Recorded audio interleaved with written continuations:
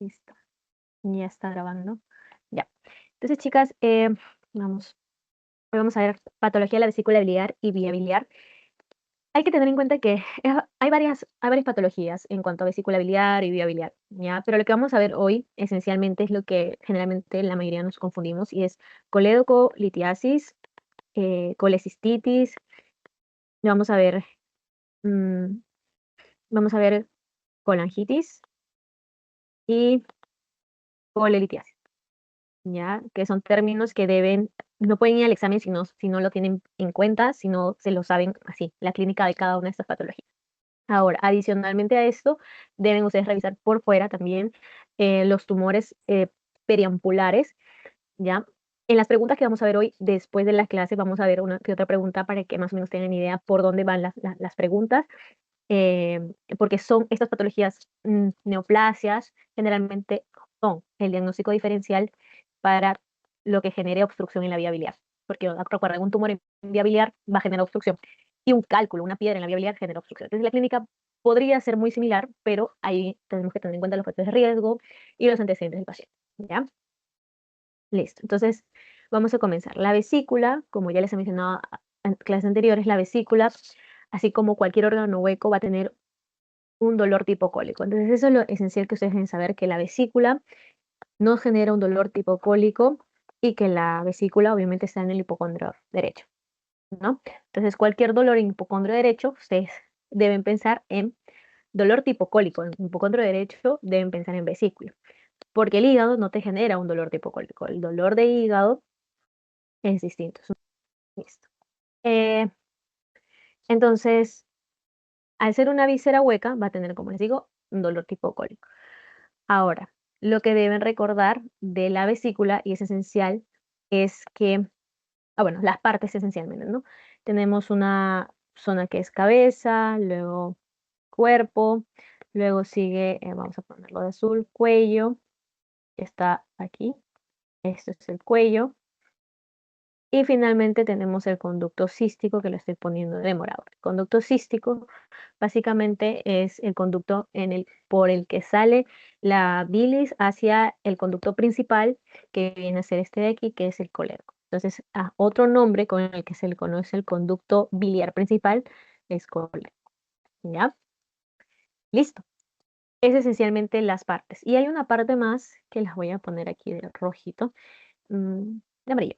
Es este repliegue que se hace en la parte del cuello de la vesícula, que se llama,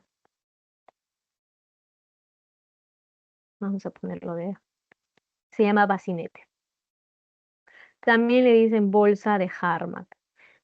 Este nombre de bolsa de Hartmann es el mismo que hemos visto anteriormente en la cirugía de Hartmann, ¿no? La colostomía de los Hartmann. Entonces, ya se les hace familiar el nombre. Entonces, se llama bolsa de Hartmann o bacinete. Es importante que lo recuerden, que se encuentra en la parte del cuello de la vesícula, porque ahí hay cálculos que se pueden incrustar y generar un síndrome, que lo vamos a ver más adelante. ¿Ok?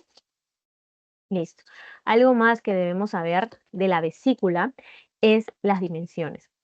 Sobre todo, sí, las dimensiones, porque cuando la vesícula se agranda, entonces nosotros, sobre todo las paredes de la vesícula, estamos hablando de una inflamación de la vesícula, y esa patología se llama colecistitis. ¿Ya? Ahora vamos a ver las definiciones. Pero esencialmente, a ver, la pared de la vesícula debe medir 3 a 4 milímetros, no más. Acá abajo, en la parte inferior, les estoy dejando las dimensiones. Entonces, como les digo, la pared de la vesícula puede medir 3, 4 milímetros. Algunas bibliografías dicen sí, hasta 5, ¿no? Pero lo esencial es que mida menos de 3 milímetros. 3 milímetros, vamos a quedarnos con esa definición, ¿ok? Hasta 3 milímetros, ¿ok? De grosor de pared. Ahora, en cuanto a la longitud de la vesícula, ¿ok? Vamos a tener que la vesícula puede tener una longitud de 7 a 8 centímetros, ¿ok? Y a su vez, el diámetro, el diámetro transversal, si le quieren llamar así, que es lo correcto, mide 2.5 a 3.5 según la última diapositiva que yo pude observar. Entonces, vamos a dejarlo hasta en 4 centímetros, o sea, 3.5 centímetros, ¿ya? Esencialmente lo que tienen que recordar, o mejor para que sea más fácil el recordar, hay que dejarlo en 3.5 centímetros. La pared mide 3 milímetros, acuérdense, el grosor 3.5 centímetros, el diámetro transversal y la longitud de 7, 8 centímetros. 8 centímetros para ser más precisos. ¿Ok? Ahora, ¿por qué es importante eso? Porque esas dimensiones son las, entre comillas, normales, ¿no? Pero en la ecografía nosotros podemos ver cuando esta normalidad se altera, o sea, las dimensiones se alteran y entonces eso nos da un indicio de que la vesícula está inflamada. Y es un criterio para decir que estamos frente a una inflamación de la vesícula que se llama colecitis. ¿Ok? Entonces, ya teniendo claro las dimensiones, podemos pasar a resumir un poco, ¿no? Las partes ya se las mencioné, la longitud también. Bueno, la capacidad va a variar mucho, es de 30 a 75 centímetros, ¿ok? Y la irrigación está dada por la arteria cística, que es rama de la arteria hepática derecha, ¿ya? Arteria cística. Y la vena, el drenaje venoso es igual por la vena cística y esa drena al hígado, ¿ok? Listo, básicamente es eso. Ahora, la vía biliar, que también es importante. La vía biliar está compuesta viene desde el hígado. Ustedes saben que quien produce la bilis es el hígado, no la produce la vesícula. Es un error bastante común, ¿no? La vesícula se encarga de concentrar la bilis, ¿no? De hacerla más, de estar concentrada, esencialmente, ¿ok? Entonces, el hígado es quien se encarga de producir la bilis y esta bilis va a llegar hacia la vesícula a través de unos conductos biliares. ¿Ok? Entonces tenemos conductos biliares que son los que están aquí en el lado derecho, diré izquierdo en este caso, y en el lado derecho del hígado. Son los conductos intrahepáticos, biliares intrahepáticos. ¿Ok? Los que lo estoy pintando ahora son intrahepáticos. Todos estos conductos intrahepáticos que vienen de los segmentos del hígado van a drenar en dos conductos. En el conducto hepático derecho, el conducto hepático izquierdo, que son conductos biliares, y estos dos conductos se van a unir en el conducto hepático común, que como se están dando cuenta, tiene una porción intrahepática y una porción extrahepática. ¿Ok? Eh, Me refiero al conducto, a los conductos, al conducto biliar, ¿ok? Listo. Entonces, ese es el camino que recorre la bilis para llegar a la vesícula. Como les había comentado, aquí se encuentra el conducto cístico, que es por donde la bilis va a ingresar y también va a salir, ¿no? Ingresa y sale. Se concentra y vuelve a salir. Entonces, es todo este conducto biliares deben de estar desobstruidos, no debe haber nada en su interior para que el flujo sea normal. Algo más que no les terminé de decir, ese es el conducto hepático común y después que sale del hígado podemos denominarlo el colédoco. Voy a hacer una línea aquí divisoria. Ese es el colédoco, esta parte de aquí, colédoco, ¿ok? O también llamado conducto, ay, ¿qué pasó? Un momento, se pasó. Ya. O conducto, este de acá, colédoco o vía biliar principal, también se le conoce. Que ese es el colédoco. Dicho sea de paso, el colédoco drena, o sea, la bilis que viene de la vesícula y viene del hígado, va a drenar finalmente en la segunda porción del duodeno. Ustedes saben que el duodeno tiene 4 porciones, ¿no? La segunda porción, que es vertical, ¿ok? Es ahí en donde drena el conducto colédoco, la bilis, a través de la ampolla de Vater, ¿ok? Que se encuentra aquí. Eh, en la ampolla de Vater, ustedes saben que hay un esfínter que se llama esfínter de Oddi. Y les aclaro esto porque el tratamiento a veces es hacer un corte de ese esfínter que se llama Oddi, ¿ok? Entonces, bien. Aquí en esta ampolla de váter que se encuentra en la segunda porción del duodeno, se encuentra el esfínter de Ori. Esfínter de Ori. ¿Ya? Listo. Y ustedes miran, Miriam, pero a su vez hay un conducto más que está viniendo desde el conducto desde el páncreas. Entonces, ese conducto se llama el conducto pancreático o de Wilson, ¿de acuerdo? Entonces, es el conducto pancreático principal o de Wilson porque hay uno accesorio. ¿Ok? Los dos, tanto el colédoco como el Wilson, desembocan en la segunda porción del duodeno en la ampolla de váter a través del esfínter de Ori. ¿Ok? Eso debe quedar clarísimo y esta imagen debe estar en su cabeza para que ustedes puedan entender mejor la fisiopatología de estas enfermedades. ¿Ok? Listo. Algo más que me interesa que se acuerden es cuánto mide el colédoco, porque así como les digo que Así como les digo que se puede, a través de una ecografía, tú puedes ver las dimensiones de la vesícula, también puedes ver las dimensiones de los conductos hepáticos, biliares, tanto intrahepáticos como extrahepáticos, ¿ya? No es que se vean, sino que sí se ven, pero cuando están dilatados se ven mucho más. Entonces, lo normal es que el colédoco tenga un diámetro de 7, 8 milímetros. ¿Ok? Realmente la literatura, y aquí les pongo, la longitud y el diámetro del colédoco están sujetos a bastante controversia. Todas estas literaturas, la longitud, tanto como el diámetro, que les estoy colocando acá, son de varias literaturas. No tengo el PPT actualizado de la universidad, pero supongo que pues, si ustedes le dan una chequeada, van a poder darse cuenta cuál es el diámetro. Bueno, mejor dicho, sí tengo, pero el doctor en mi clase yo no lo pregunté y no lo sé hasta el momento, pero sé que en los casos clínicos que han puesto, más o menos por lo que se ve en los casos clínicos, consideran que el diámetro del colédoco debe ser entre 7 y 8 milímetros. De todas maneras, nunca les van a poner un caso clínico, hasta donde he visto, en donde solo les pongan el diámetro y les digan qué es. No, les van a poner el diámetro que está aumentado, les van a poner diámetro de 15 en colédoco y que tienen toda la clínica de un cálculo, y eso es una coledoclitiasis. Ya lo vamos a ver más adelante. Ya, pero quiero que entiendan que el colédoco debe medir entre 7 a 8 milímetros de diámetro. Ahora, la longitud no es muy importante en este caso. Toda la vía biliar, toda la vía biliar, mm, toda la vía biliar está dado por diámetros. Eso ya está establecido. De hecho, hay muchas literaturas en donde pues hacen estudios para ver cuánto mide cada paciente, ¿no? Pero vamos a quedarnos con el colédoco, que es lo que vamos a ver hoy, ¿ya? Listo. Ahora, la patología de hoy tiene que ver con los cálculos, piedras, litos, son nombres que reciben los cálculos. Los cálculos tenemos de tres tipos, ¿ya? Tenemos cálculos de colesterol o también amarillos, porque realmente son amarillos. Ya les voy a mostrar una foto que tengo aquí, que pude estar en una cirugía en la que hubo extracción de cálculos, abrieron la vesícula y realmente quedé impactada con la vesícula. O sea, de verdad eran amarillos, amarillos. Am, A ver si las puedo enviar ahorita por el grupo de WhatsApp. La chequean rápido, ¿sí? A ver,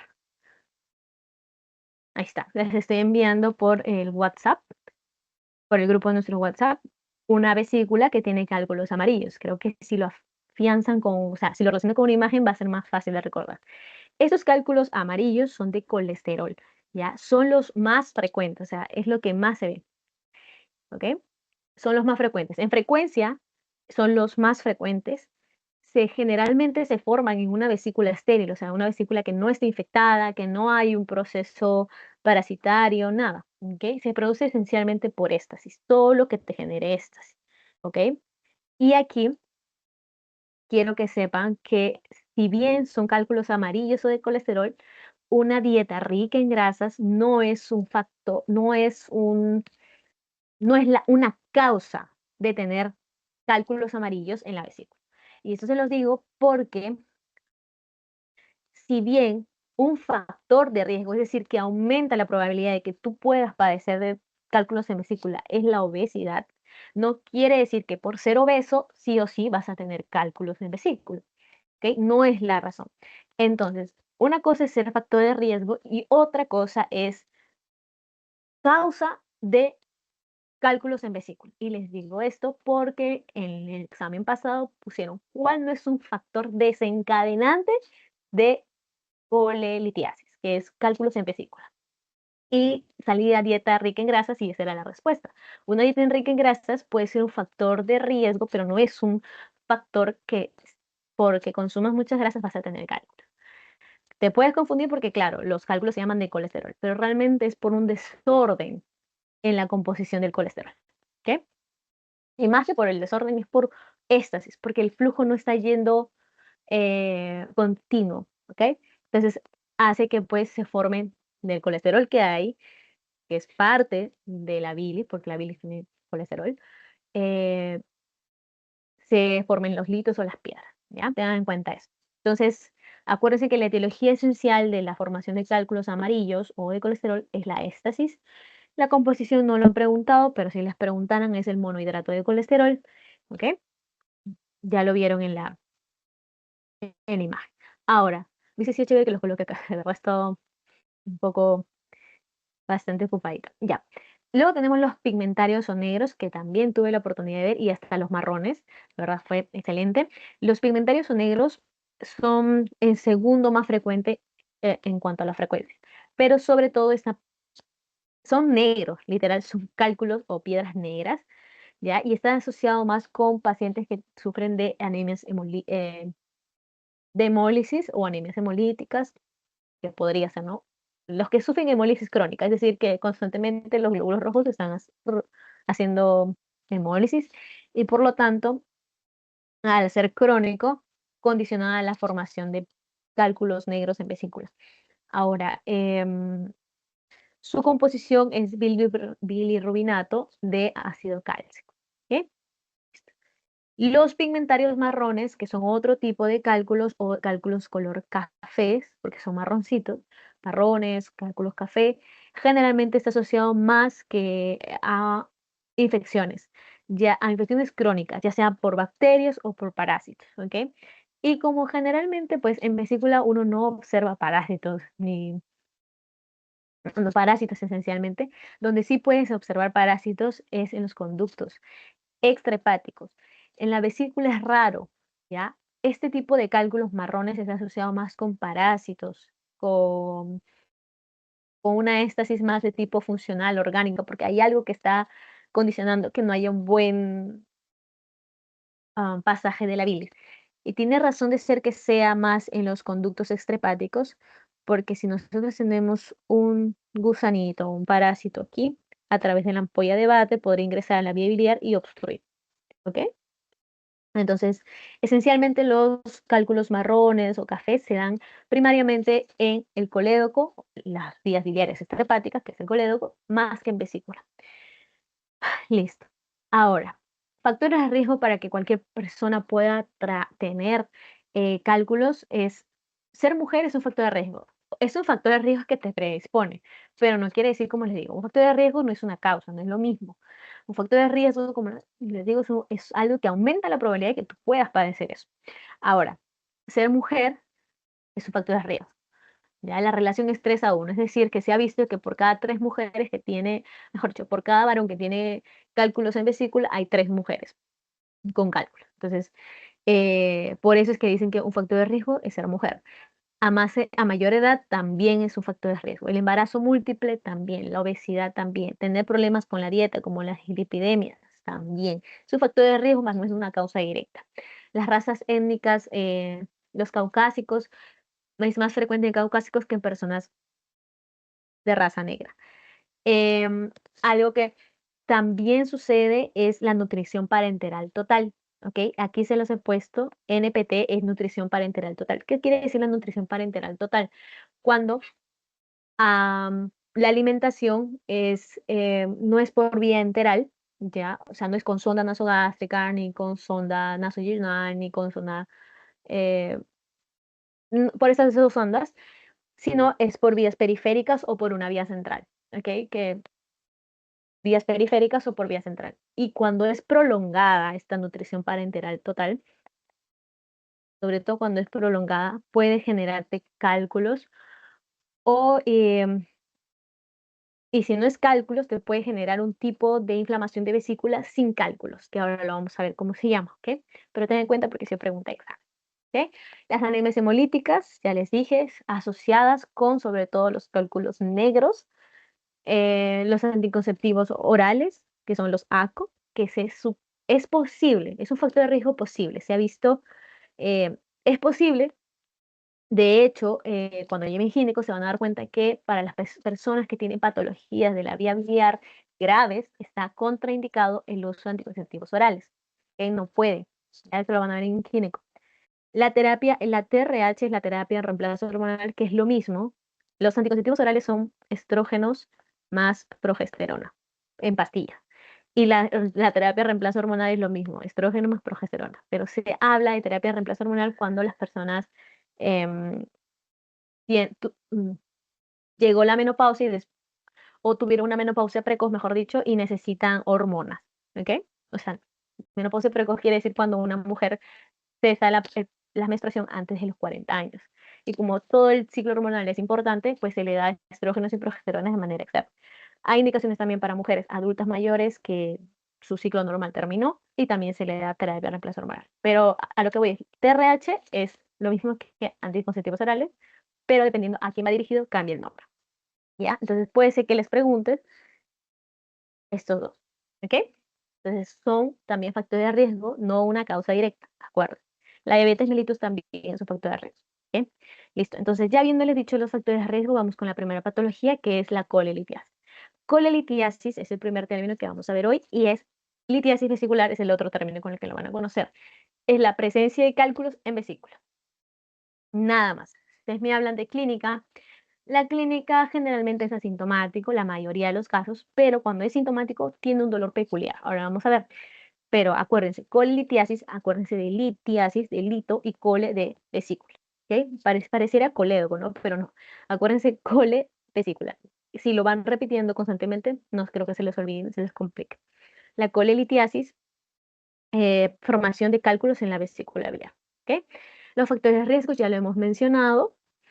Y la clínica es la siguiente. La mayoría, un gran porcentaje de pacientes tienen cálculos en vesícula y son asintomáticos. No hay problema con ellos. El problema es cuando el paciente tiene síntomas, ¿no? Y hay que evaluar o saber cuál es la clínica. La clínica, como les digo, como es la vesícula y es una vesícula, es un órgano hueco, entonces el dolor va a ser de tipo cólico. A este dolor tipo cólico se le llama cólico biliar, cólico vesicular. Esos tres nombres pueden tener. Ahora, este dolor es autolimitado, es un dolor que dura, aquí dicen máximo 30 minutos, pero va a depender. Pacientes que puede durar hasta una hora, pero generalmente dura 30 minutos y es un dolor postpandreal, es decir, después de las comidas. Es un dolor que aparece obviamente en el hipocondrio derecho o también puede aparecer en epigastrio, no se vayan a confundir porque hay casos clínicos que yo he visto y que ponen disponible. Dolor que en hipocondrio derecho con irradiación hipogástrico y están pensando más bien que es algo del duodeno o el estómago. No, es de la vesícula biliar. ¿Bien? Dolor tipo cólico en hipocondrio derecho, postpandreal después de la comida, que se autolimita generalmente. ¿Ok? Es un dolor, como ustedes ya saben, el cólico es un dolor que, como les dije, eh, sube, llega a un punto y luego baja. Tal cual un cólico menstrual, pero en hipocondrio derecho. Listo. Se puede irradiar a otros lugares como la zona interescapular, a la espalda, a la zona de la escápula derecha o incluso al hombro. ¿Ya? Es un dolor que puede irradiar. Está asociado algunas veces a náuseas y vómitos, pero ojo, es un dolor que no hay signos de inflamación. Es decir, es un dolor que se autolimita, no va a ocasionar fiebre, no va a ocasionar leucocitosis y tampoco un Murphy. Y ahora vamos a ver qué es Murphy. Es un signo semiológico, ¿ok? Pero esencialmente no hay fiebre. Eso es lo que quiero que vean. Que esa es la palabra clave. Si ustedes ven un caso clínico, fiebre, ya no es colelitiasis. Hay algo más, ¿ok? Esa es la palabra clave. Listo. ¿Se puede complicar una colelitiasis? Claro que se puede complicar. Un cálculo, como les he mostrado, yo les he mostrado en las imágenes un cálculo amarillo, colesterol, acá hay más, acá también, son distintos tipos de cálculos, ¿no? Em, Imagínense que un cálculo, uno de estos cálculos, se vaya hacia el bacinete, em, al bacinete quiere, hacia el cuello o hacia el conducto cístico, ¿no? Que ese es el cuello, acá el cuello, depende del tamaño del cálculo, o al conducto cístico, y se estampe ahí. Obviamente aquí se van a comenzar a acumular el moco que produce la vesícula, o mejor dicho, también la bilis que ya estaba ahí, se va a comenzar a concentrar y va a aumentar la presión dentro de la vesícula. Dentro de la vesícula aumenta la presión y ahí es donde se inflama. Incluso es un buen caldo de cultivo para las bacterias y va a haber proliferación. Y ahí es donde se complica la situación, ¿no? Ok, eso ya es otra patología que ahora vamos a ver, que se llama colecistitis. Cuando un cálculo se impacta en el conducto cístico, que es la salida por donde salen y por donde entra también la bilis, pues puede generar una inflamación de la vesícula que se llama colecistitis. Pero puede haber otra complicación, que ahora la vamos a ver, que es que el cálculo sea tan pequeñito que obviamente pueda salir por este conducto cístico e irse ¿a dónde? A la vía biliar. Y entonces ahí ya me provocaría ya no una colecistitis, sino una colédoco-litiasis. Es decir, que este cálculo que estaba en vesícula migró y se fue hacia el colédoco. ¿Ok? Entonces, la presencia de cálculos en vesícula se puede complicar hacia una coledocolitiasis. Con eso no les quiero decir que todo coledocolitiasis es por una colelitiasis, ¿ya? Porque primariamente, de manera primaria, en el colédoco también se pueden formar cálculos. Y ya hemos visto que generalmente los que se forman aquí son los cálculos marrones o de cafés que están asociados a parasitosis. ¿Ya? Listo. También se puede hacer colangitis, es decir, la colangitis, ya les explico de una vez, es cuando un cálculo que está en la vía biliar se infecta. O sea, no el cálculo, sino toda la zona en donde está obstruyendo. La bilis se infecta y eso ya es una infección como tal, la colangitis es una infección como tal de la vía biliar. Y tiene clínica de infección, ya lo vamos a ver. Algo más que puede pasar es una pancreatitis, es decir, por ejemplo, que el cálculo, el cálculo que salió de la vesícula se estampe aquí, viaja hasta la ampolla de váter. Lo que va a hacer es que todo el flujo de la, de- del conducto pancreático, que son em, se me fue, el jugo pancreático que trae amilasa, eh, y se me fue la otra. Ya. Todo el jugo pancreático que tiene proteínas, que tiene tripsina, tripsinógeno, bueno, tripsinógeno que se activa y se hace tripsina, pero bueno, la cosa es que todo el jugo pancreático, por el cálculo que está estampado aquí, va a ser un retroceso. Y este jugo pancreático, ya lo vamos a ver cuando lleguemos pancreatitis, que vamos a hacer esa clase, este jugo pancreático esencialmente son enzimas que solo se pueden activar en un medio básico, es decir, que están hechas para que se activen aquí. ¿Ok? Pero sucede que cuando se acumula a tal punto, se comienzan a activar, pero dentro del páncreas. Y estas enzimas son enzimas que degradan proteínas. Entonces, las proteínas que tenemos en las paredes o en las membranas, en la pared de membrana de las células, se comienzan a destruir. Entonces, lo que va a haber es una digestión de las células del páncreas con activación posterior de más enzimas pancreáticas. Y eso como tal es la pancreatitis. La pancreatitis es una autodigestión del páncreas, como que literal se come a sí mismo, por activación de enzimas. Entonces, una complicación que puede suceder por tener cálculos en vesícula es la pancreatitis. Dicho sea de paso, pregunta examen, la causa principal en nuestro medio de origen no alcohólico es la colelitiasis, la causa principal de pancreatitis, ¿ya? Porque un cálculo es común que se vaya hacia la ampolla de váter y genere obstrucción y posteriormente pancreatitis, ¿ok? Listo. Entonces, bien, el diagnóstico se hace con una ecografía abdominal, es la imagen de elección porque tú puedes ver a través de la ecografía los cálculos. Aquí, por ejemplo, en esta vesícula, ustedes ven que la vesícula no tiene cálculos, pero aquí hay una vesícula que se ha deformado un poquito por la presencia de un cálculo, ¿ok? Bien, aquí hay más, incluso acá hay un cálculo, otro, ¿no? Entonces se puede ver los cálculos en la ecografía. Ahora ustedes me dirán, Miriam, ¿cuál es el tratamiento? Eso va a depender mucho de lo que les mencioné en la teoría, pero en la vida real, al menos, por ejemplo, en la país en el que yo estaba, que es en Brasil, em, me dicen que toda se opera, o sea, se opera. Pero como les digo que hay ciertos pacientes que son asintomáticos y que llegamos a ver que tiene cálculos por una ecografía de manera incidental, es decir, que la ecografía se hizo con otros fines, se hace un chequeo de rutina. Quiero ver cómo está mi hígado, por ejemplo, y se hace una ecografía de abdomen y sale que tiene cálculos en la vesícula. Pero tú le preguntas, señor, ¿usted tiene un dolor tipo col, o un dolor aquí en esta zona, después de comer, alguna molestia? Y te dice, no, yo como normal, tranquilo. Si te dice eso, entonces es un paciente asintomático, pese a que tiene cálculos. Entonces, en esos casos, para el Estado peruano, hablando de MINSA, no es tan conveniente operarlo, pese a que puede complicarse en algún momento, ¿ok? Entonces, en los asintomáticos, el tratamiento es conservador, el manejo es expectante. Simplemente mejorar el estilo de vida del paciente, ¿no? Disminuir los factores de riesgo. Si el paciente es obeso, está más predispuesto, ¿no? Si el paciente, por ejemplo, es adulto mayor, ¿no? Son los factores de riesgo que son modificables, diré. La obesidad, un buen tratamiento de diabetes mellitus, por ejemplo, pero hay situaciones que no vas a poder modificar, como la edad, como la raza étnica, ¿no? Entonces, esencialmente es disminuir los factores de riesgo modificables. Ahora, hay veces en las que se puede hacer cirugía profiláctica, que es decir,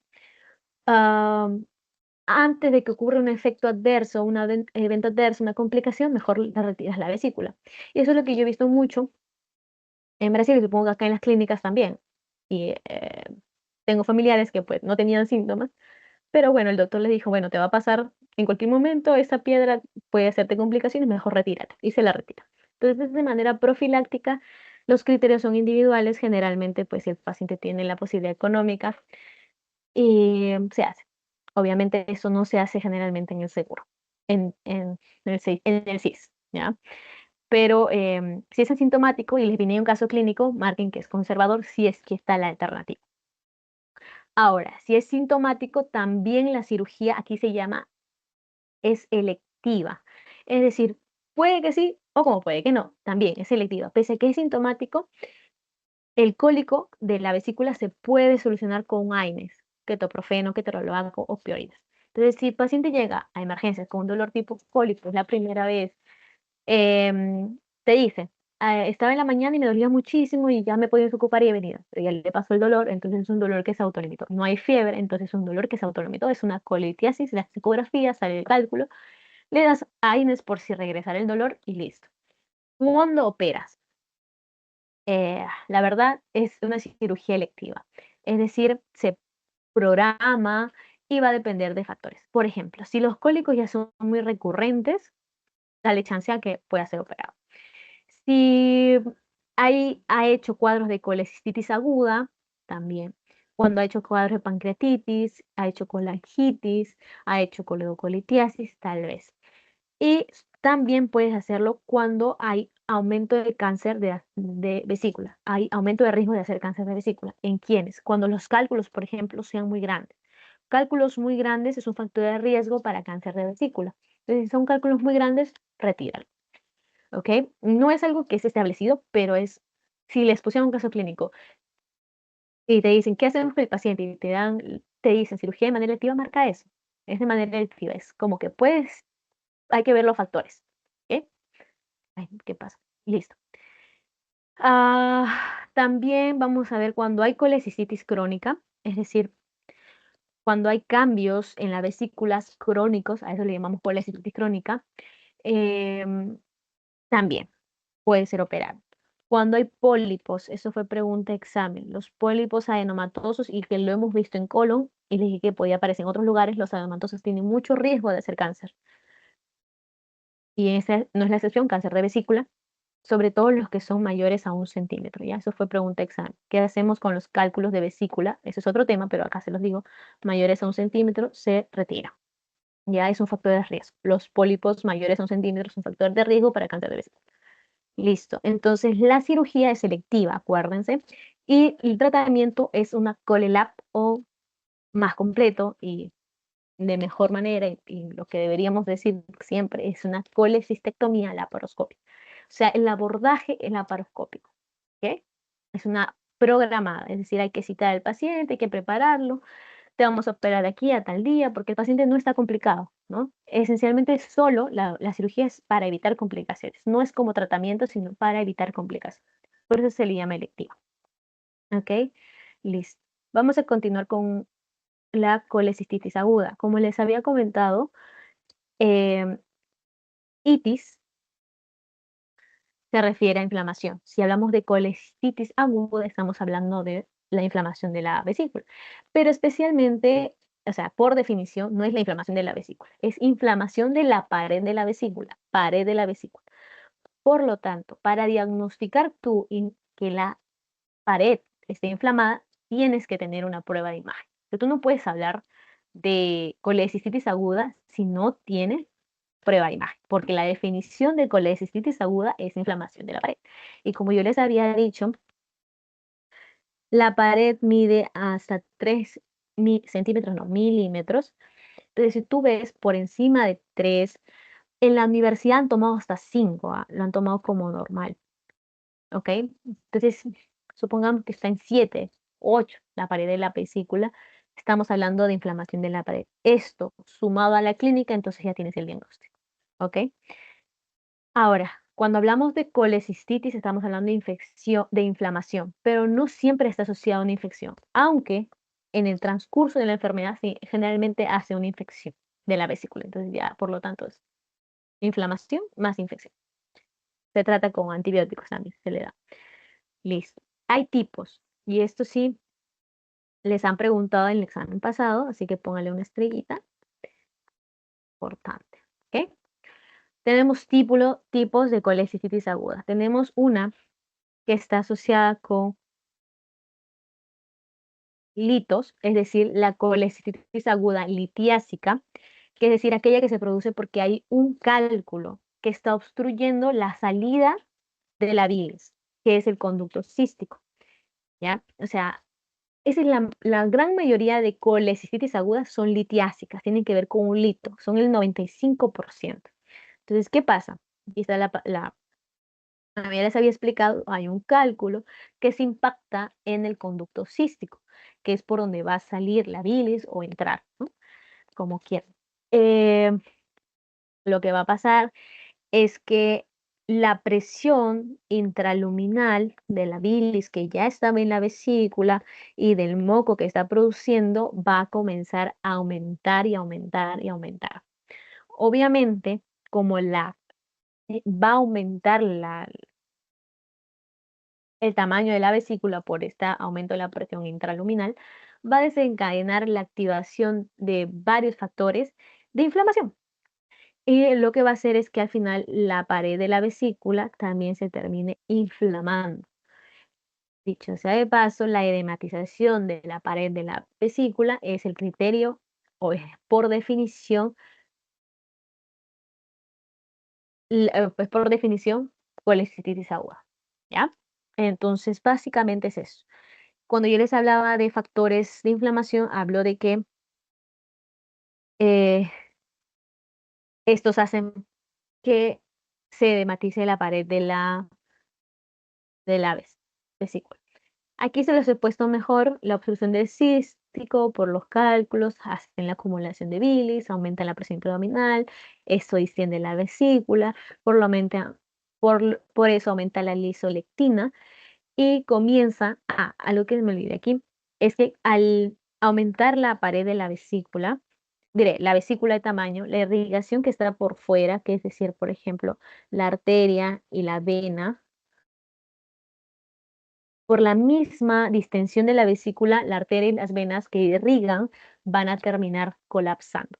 Y al colapsar van a evitar que el flujo sanguíneo llegue a la vesícula. Al evitar que el flujo sanguíneo llegue a la vesícula, van a activarse sustancias que, pues, de isquemia, ¿no? Que van a sentir que están en situación de peligro. Y finalmente, esta obstrucción tanto linfática como venosa, ya no hay un lugar, no es un lugar bueno, rico en oxígeno, porque ya hay obstrucción venosa, no hay un intercambio de sangre, porque las venas no pueden hacer su drenaje. Entonces, toda la sangre con desecho se acumula en la vesícula. Y eso va a ser un medio ideal para el crecimiento bacteriano. Es ahí donde comienza, obviamente, el crecimiento bacteriano y las zonas de isquemia en la vesícula. ¿Ok? Y bueno, obviamente va a haber infiltración bacteriana, como bastante infiltración bacteriana y se va a infectar. ¿Listo? Entonces, eso que les acabo de decir es la fisiopatología. Fue pregunta examen, fue pregunta examen. ¿Cuál es el mecanismo fisiopatológico por el que se produce una colecitis aguda litiásica? Obstrucción del conducto cístico. Esto, márquenlo así porque probablemente tal vez se los pregunten de nuevo. Cuando yo les digo que hay bacterias que pueden proliferar, generalmente es la E. coli. La Escherichia coli es lo que más aquí prolifera. Otros cálculos, otras bacterias serían Klebsiella pneumoniae, por ejemplo. Ahora, como les digo, 75% son cálculos de colesterol, ¿ok? Generalmente. Y hay otros dos tipos de colecistitis, una que se llama alitiásica. Cuando hablo de A, hablo de sin hilito, alitiásica, o también llamada acalculosa. Es el 5% de los casos, ¿ya? Aquí sí, lo más frecuente es que este tipo de colecistitis aguda se dé en hombres. Si bien la presencia de cálculos y quien más riesgo de hacer colecistitis son las mujeres, cuando hablamos de una colecistitis aguda alitiásica, los más propensos a tenerla son los hombres, porque este tipo de vesícula sin lito, en la que no hay lito que obstruya nada, se da en personas inmunocomprometidas, personas que están en shock, personas que tienen shock hipovolémico, por ejemplo, personas que pasan mucho tiempo, y acá acuérdense, con nutrición parenteral total. Yo no les dicté la clase de nutrición, pero em, para que un paciente llegue a tener nutrición parenteral total prolongada, decir que el paciente pues no tolera la vía oral primero y tampoco su sistema digestivo está funcionando, porque si estuviera funcionando tuviera una sonda nasogástrica que tal vez el paciente tiene náuseas y no puede masticar, no puede comer, pero con una sonda evitas que el paciente vomite, pero su sistema digestivo trabaja. Para que el paciente esté con una nutrición parenteral total prolongada, que es malo, porque realmente la nutrición parenteral total no debería ser prolongada, lo mínimo posible, ¿ok? Alimentarlo por vías periféricas no es la idea. Entonces, eso te da indicio de que está mal. Esto ha sido pregunta de examen. Factor de riesgo o causa, mejor dicho, causa de que un paciente tenga colecistitis aguda alitiásica, nutrición parenteral total.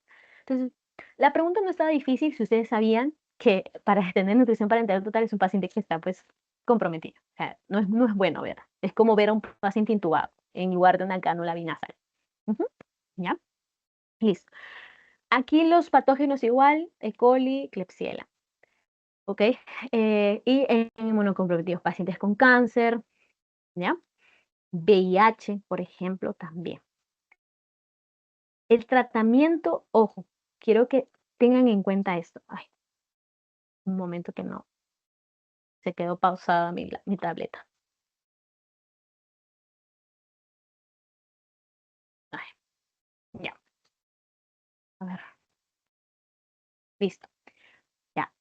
El tratamiento, tanto para la colecistitis aguda alitiásica como para la enfisematosa, que es la otra que les voy a mostrar, el tratamiento es una cirugía de emergencia, de urgencia, diré. ¿Ok? Esas dos son colelap de urgencia, es decir, colestectomía laparoscópica de urgencia. Hay que quitar esa vesícula, ¿ok? Son de situaciones de urgencia, ¿ya?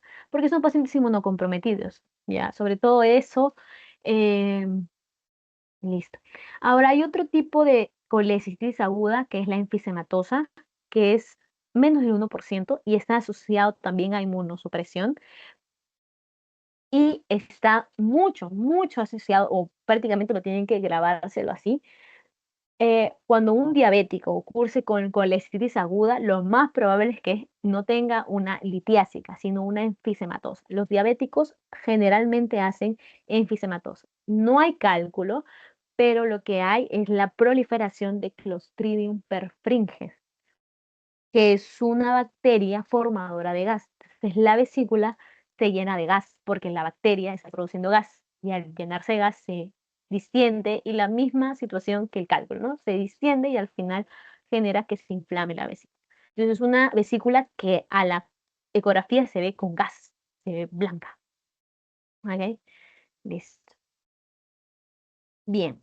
Ahora, pregunta examen, ¿cuál es la clínica de una colecistitis aguda? Ustedes ven esto en el caso clínico, no lo duden, marquen colecistitis aguda. Es signo de Murphy, ¿ok? El diagnóstico de colecistitis aguda, la sospecha es clínica, pero el diagnóstico final lo haces a través de la ecografía, ¿ya? Eh, el signo de Murphy es un signo semiológico y les he puesto la definición porque me parece una pregunta bastante fácil, pero fue la definición. Signo en el que el operador, o sea, uno como médico, hace, coloca sus ambas manos en el reborde costal, ¿ok? En la línea media clavicular, coloca los dedos pulgares y le pides al paciente que respire. Si el paciente, cuando está inspirando, o sea, tomando aire, tú como estudiante de medicina, como médico, empujas la vesícula. Si el paciente generas que el paciente que estaba respirando corte la respiración voluntariamente durante la inspiración, eso es signo de Murphy positivo, porque le generaste dolor. El dolor los hace saltar y cortan la respiración. No pueden seguir tomando aire. ¿Ok? Entonces, eso es el signo de Murphy. Es la interrupción de la inspiración durante la valvación profunda en un punto que se llama Murphy. Este punto Murphy es la intersección entre el reborde costal y la línea media clavicular en el hipocondrio derecho. ¿Ya?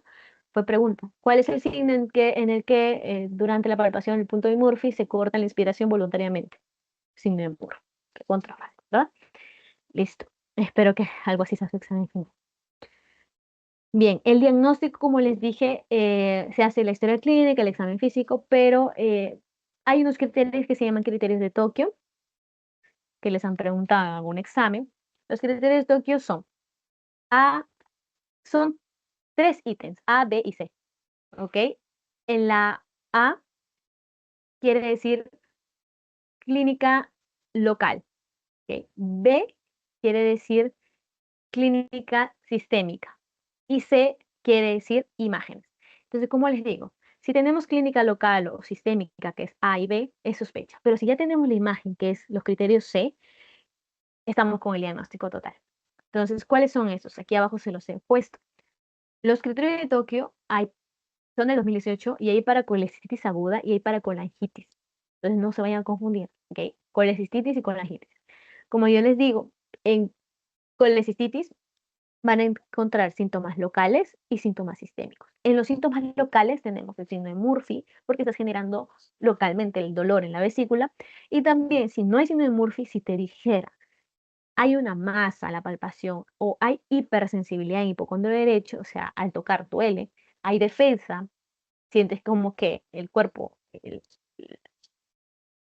la sensación de que hay un empuje de la pared abdominal hacia ti, o el simple dolor en el pulmón derecho, entonces también es un criterio local de inflamación, ¿ya?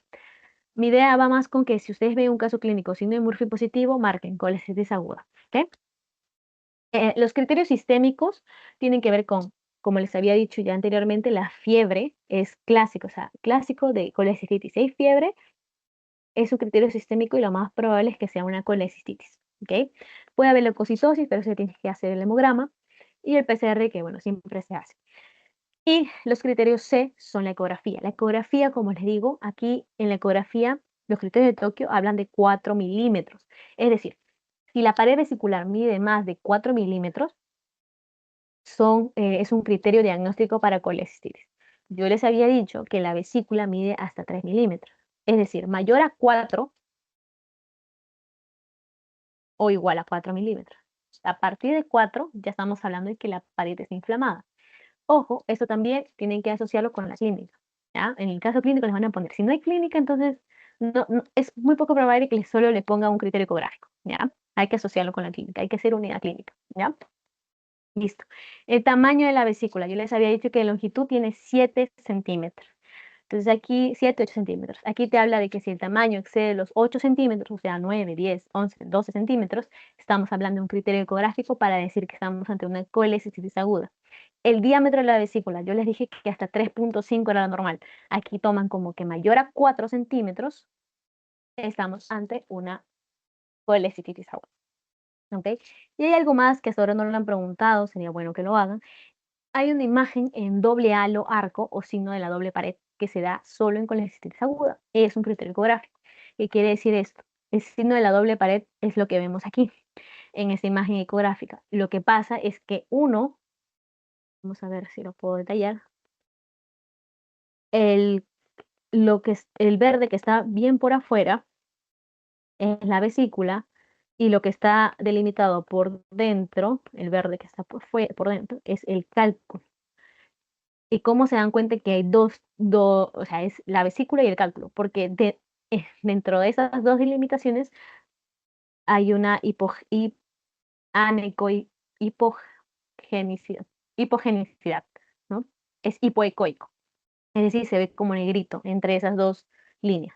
Entonces, ese es el signo del doble arco, doble pared, que quiere decir que hay una colecitis aguda también. ¿Ya? Listo. Uf. El tratamiento, chicas, inicialmente es médico. Hay que darle analgésico y antibióticos porque aquí sí puede estar asociado con infección. ¿Ok?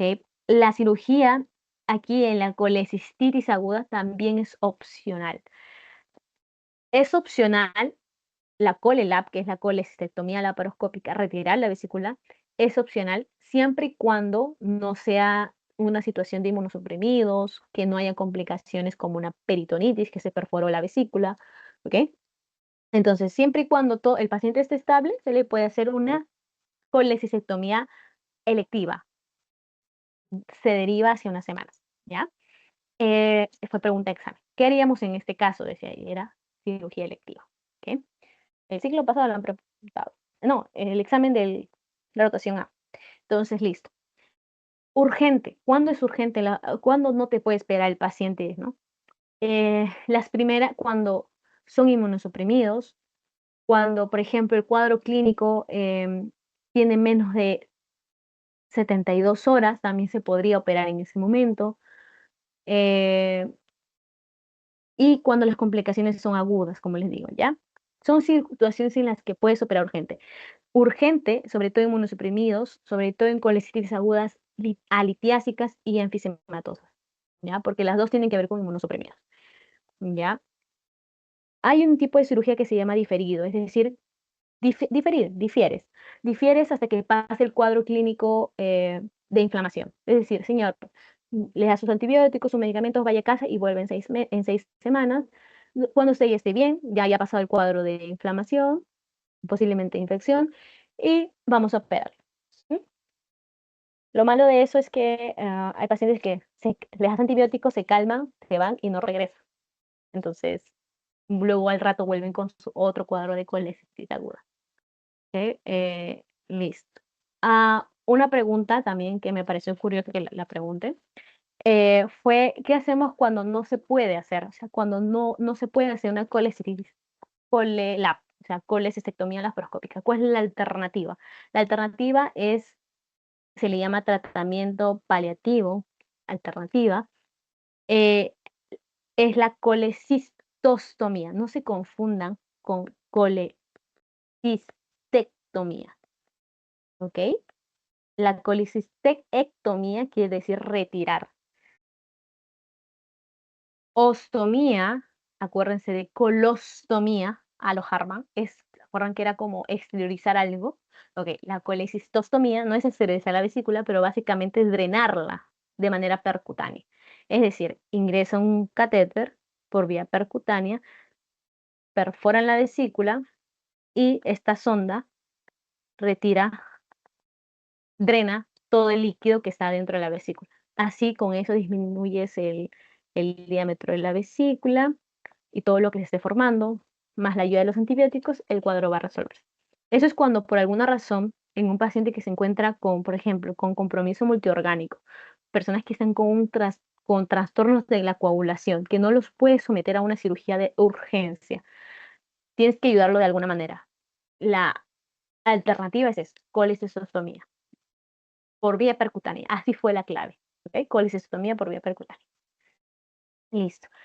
Wow. Las complicaciones, chicas, es lo mismo. Colecistitis puede resultar en una colecistitis crónica, es decir, tantos cuadros de colecistitis aguda terminan generando cambios crónicos. Y la colecistitis crónica es un factor de riesgo para cáncer de vesícula. Entonces, por esa razón, y fue lo que me explicaron, que en Brasil toda colecistitis aguda se opera. No es que nada, que voy a esperar 6 semanas, no, te operamos. Ingresaste, se opera, tanto en hospitales federales, que son los nacionales para ellos, como en hospitales privados. ¿Ok? Entonces, ¿por qué? Porque tantos cuadros de colecistitis puede generar fibrosis y al final hacer cambios crónicos, que ahora lo vamos a ver, y degenerar en cáncer de vesículas, porque es un factor de riesgo finalmente. También puede haber un piocolecisto, que es decir, como hay bacterias, se forme pus y es como un absceso dentro de la vesícula. El hidrocolecisto, que se acumule moco dentro de la vesícula, también se llama hidrops o mucocele vesicular, es otra complicación. Puede haber un absceso pericolecístico, es decir, alrededor de la vesícula. Se puede perforar la vesícula, puede haber una peritonitis por la perforación. Puede incluso ser la infección tan fuerte que puede llegar a una sepsis y muerte. Puede generar pancreatitis también. Y algo que vamos a ver ahora y que es muy importante, márquenlo con una X, es las fístulas. La vesícula puede fistulizar hacia el duodeno por la cercanía. ¿Ok? Esto va a generar que, obviamente, el duodeno que tiene gas pase del duodeno hacia, hacia la vesícula y a las vías biliares que no deben tener gas. El duodeno tiene gas porque sabemos que todo el intestino tiene gas, y cuando se hace una fístula, sea una comunicación entre la vesícula y el duodeno, la vesícula le puede entregar un lito al duodeno y viaja por todo el intestino y el duodeno le da gas a la vesícula. ¿Ok? Entonces, cuando nosotros en algún estudio de imagen, que es la ecografía, vemos gas en la vía biliar o en la vesícula y vía biliares, porque están conectadas, se llama aerobilia. O también el otro nombre es neumobilia. Entonces, cuando ustedes ven el caso clínico aerobilia o neumobilia, acuérdense de que se ha hecho una fístula, la vesícula con el duodeno. Entonces, lo más probable es que sea un cálculo, ¿ya? Que ha generado esta fístula, esta inflamación de la vesícula. ¿Ya? Entonces, ¿y cuándo? Cuando la aerobilia se suma a una obstrucción intestinal, se le llama ileobiliar. De hecho, yo no sabía cómo explicarles antes de dar su examen parcial qué es el hilo biliar, porque les iban a preguntar, no sé si les llegaron a preguntar, pero el hilo biliar tiene que ver con la patología de vía biliar. Entonces lo han separado en dos, como en parcial y final, y cosa que no me parece correcto, porque para que entiendan ustedes la fístula y todo, deben conocer la patología biliar. Entonces, bueno, aprovechen decírselas ahora y está aquí. Cuando la vesícula, como les digo, está inflamada, crece en tamaño por la inflamación de los cálculos que están dentro y porque hay un cálculo que se impactó, imagínense, en el conducto cístico, crece de tamaño. Entonces va a haber un cálculo por la vecindad al duodeno, va a salir, va a formarse una fístula, un camino, y el cálculo va a salir, la vesícula le va a entregar al duodeno el cálculo, el cálculo va a viajar por todo el duodeno y el intestino, y el intestino le va a entregar gas. Entonces, en la ecografía uno va a ver neumobilia, o sea, eh, gas en las vías biliares, puede ser gas todo en toda la vía biliar, como se ve aquí, miren. Esta es la vía biliar y está llena de gas porque vemos zonas anecoicas, que no debería haber. En la vía biliar no debe de haber gas, ¿ok? Y ustedes miren, ¿y qué pasa con este cálculo? Este cálculo viaja por todo el intestino hasta llegar a una válvula que se llama la válvula ileocecal, ¿ok? Esta válvula ileocecal, aquí está el calculito, se queda estampado. Entonces, esta es la razón por la que se genera la obstrucción intestinal. Les van a volver a preguntar porque he visto que en obstrucción intestinal también preguntan esto, porque la neumobilia o la fístula duodenal es una causa de obstrucción intestinal. Ese cálculo se queda impactado ahí y las heces, obviamente que están aquí, no van a poder pasar y van a generar una distensión de las asas intestinales, eh, niveles hidroaéreos, no va a poder defecar el paciente, no va a poder eliminar flatos y todo un cuadro de obstrucción, que lo van a ver más adelante porque les corresponde en este segundo segmento. Entonces, básicamente, cuando hay obstrucción intestinal y vean aerobilia o neumobilia en la ecografía, a esto se le llama iliobiliar, que no sé si les han preguntado en su parcial porque estaba dentro, pero yo no decía, pero ¿qué les van a tomar ahí si ustedes no saben todavía de la vesícula, ¿no? Entonces, bueno, obstrucción más aerobilia, iliobiliar, así se llama, iliobiliar, ¿ok? Listo, terminamos con eso. Algo más que es importante que lo sepan porque siempre viene una pregunta del síndrome de Mirici y es la siguiente. Cuando ustedes vean en el síndrome de Mirici es la compresión de manera extra, o sea, por fuera de la vía biliar de un cálculo. Entonces ustedes miran cómo un cálculo puede comprimir la vía biliar sin estar dentro de la vía biliar. Sí se puede. Miren, esta es la imagen que les he colocado. Aquí está esa es la vesícula. Y hay un cálculo que está tan grande y la vesícula crece de tamaño que comienza a deformar el colédoco. Aquí ven. Entonces, esto va a generar que no haya un buen pasaje de la bilis. Al no haber un buen pasaje de la bilis se va a acumular aquí, en la vía biliar superior a la obstrucción, lo que me va a generar ictericia.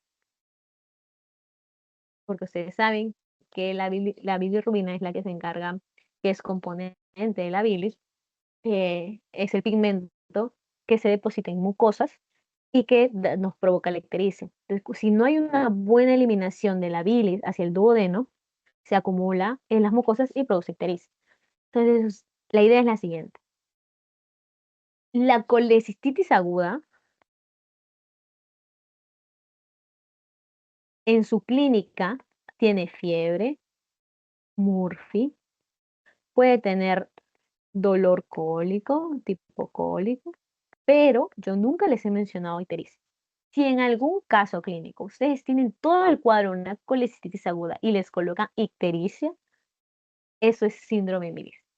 Hay solo una manera de que una colecistitis aguda te desarrolle ictericia y es porque el cálculo que está en el bacinete, que es parte del cuello, les dije, que está aquí, en esta partecita de acá, se impacta ahí y genera obstrucción de manera extraluminal. ¿Ok? Pregunta examen de la rotación áurea que acaba de pasar. ¿Ok? Entonces, el síndrome Mirici te genera ictericia. Acuérdense porque es pregunta examen. Compresión de extraluminal de la viabilidad por un cálculo que se impacta en el bacinete. El bacinete que yo les había dicho aquí arriba que se ve mejor es esta bolsita de Harman o bolsa de Harman. Tiene otro, sí, o también se llama infundíbulo, ¿ya? Si les ponen infundíbulo, bacinete y bolsa de Harman es lo mismo. Entonces, si hay un cálculo impactado en el bacinete, bolsa de Harman, infundíbulo, va a obstruir de manera extraluminal el coledo, ¿ya? Listo. Em, Bien, el síndrome de Mirici tiene varios niveles. No vamos a entrar a detallar esto porque lo han preguntado hace muchos años.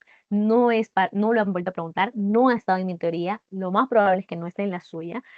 Pero básicamente lo que sucede son 5 tipos y es que en el primero em, la compresión, la primera es compresión del cálculo en la vía biliar. Solo lo comprime, ¿ok? Es lo que les acabo de decir, compresión de manera extraluminal por un cálculo que se impacta en la bolsa de Harman o el conducto cístico, ¿ya? Acá dice bolsa de Harman o conducto cístico. O sea, el cálculo puede estar impactado tanto en el conducto cístico como en la bolsa de Harman, pero va a generar obstrucción de manera extrínseca en la vía biliar, ¿ok? Ese es el tipo 1, el síndrome de Mirici tipo 1, el clásico, el que le van a preguntar. Luego hay otros, que son el 2, 3, 4 y 5. 2, 3, 4 y 5 tienen que ver con fístulas, con las fístulas que les acabo de decir. La fístula colecistobiliar, que es cuando ya la vesícula se abre paso a la vía biliar. Ya no es que lo está comprimiendo, sino que ya lo abrió, ya se fistulizó. Hay una comunicación entre la vía biliar y la vesícula, ¿no? Y esa comunicación es de 1/3 de la circunferencia de la vía biliar. Imagínense que esta es la vía biliar y solo abarca 1/3, o sea, ese daño que hay.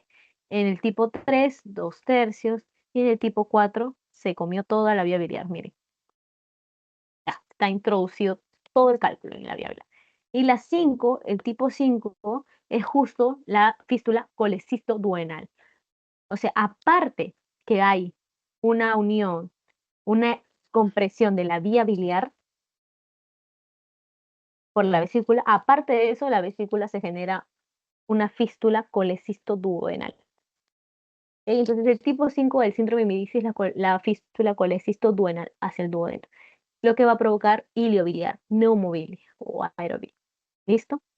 Fin. Hasta ahí. ¿Tienen alguna pregunta?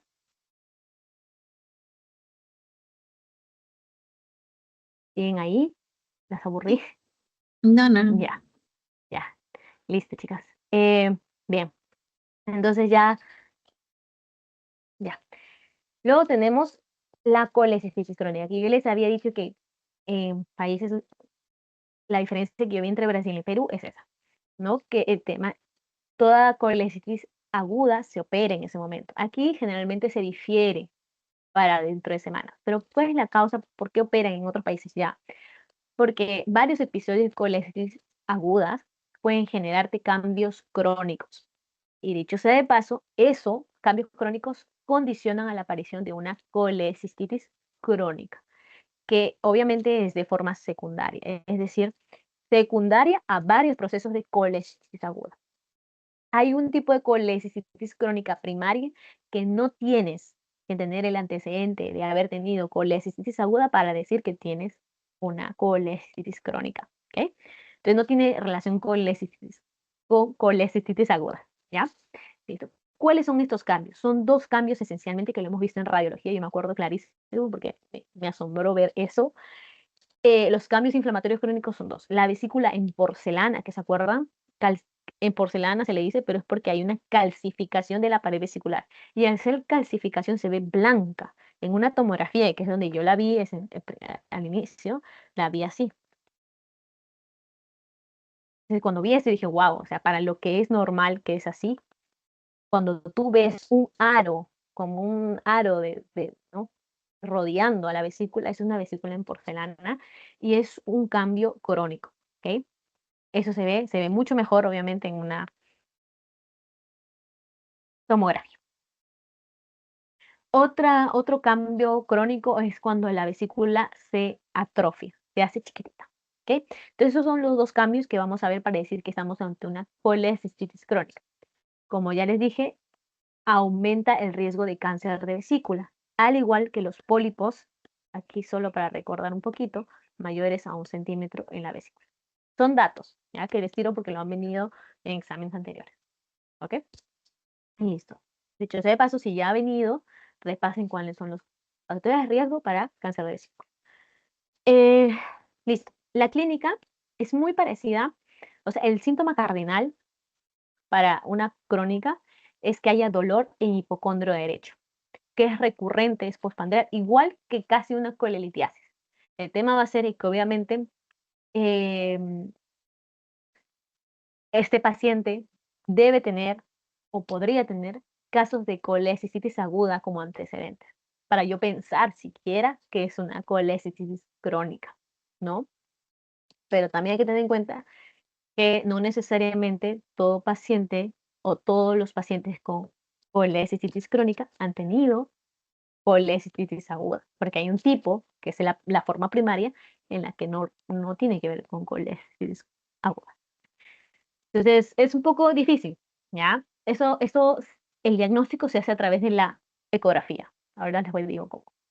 Estos pacientes generalmente sienten una sensación de plenitud, tienen gases, meteorismo.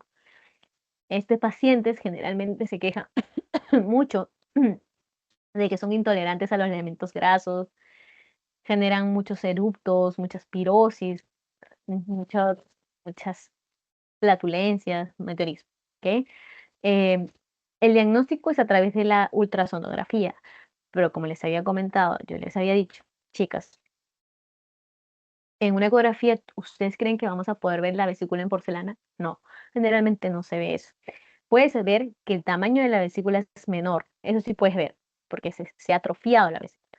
Pero la idea es que como tú descartas, o bueno, como tú puedes tener un indicio de que sí es crónico, cuando el paciente, por ejemplo, eh, tiene cálculos en la vesícula, a veces pueden ser asintomáticos o pueden tener algún tipo de síntoma, como ya les mencioné, pero tú no observas los típicos signos de una aguda. Es decir, no hay distensión de la vesícula biliar, no está más agrandada, no hay signo de Murphy positivo ecográfico, porque así como hay signo de Murphy semiológico, también hay signo de Murphy ecográfico. Cuando el ecógrafo lo presionas a la vesícula contra el reborde costal y generas el dolor y el cese de la inspiración en el paciente. Entonces, cuando no hay eso, no es agudo. Cuando no hay distensión de la vesícula biliar, no es agudo. Cuando no hay hiperemia de la pared, no está engrosada la pared de la vesícula biliar, de la vesícula, no es agudo. Entonces, si no es agudo, pero tiene presencia de cálculos y ha tenido cuadros a repetición de colecitis aguda y está asintomático, pongamos que está asintomático, lo más probable es que sea una colecistitis crónica. Y así.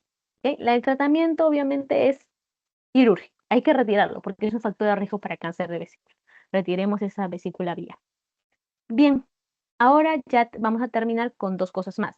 El síndrome ictérico obstructivo, que dicho sea de paso, eso es lo que vamos a ver dos patologías, pero el síndrome ictérico obstructivo lleva también consigo ver los temas de neoplasias, porque hablamos de una obstrucción que va a generar ictericia, porque la bilis no va a pasar su tránsito normal. Entonces, aquí la idea es que ustedes sepan diferencia cuando les están hablando de cáncer y cuando les están hablando de patologías de la vía biliar. ¿Ok? Entonces, el síndrome ictérico obstructivo, esto ya más para cuando estén en el internado, acuérdense, nosotros hacemos unidad clínica. El síndrome ictérico obstructivo, tú lo deduces cuando un paciente te llega con ictericia y te puede relatar la historia y también te das cuenta que las bilirrubinas están aumentadas a predominio de la directa. Porque si estuviera al predominio de la indirecta, estamos hablando de una ictericia generalmente por hemólisis, ¿ya? No por obstrucción.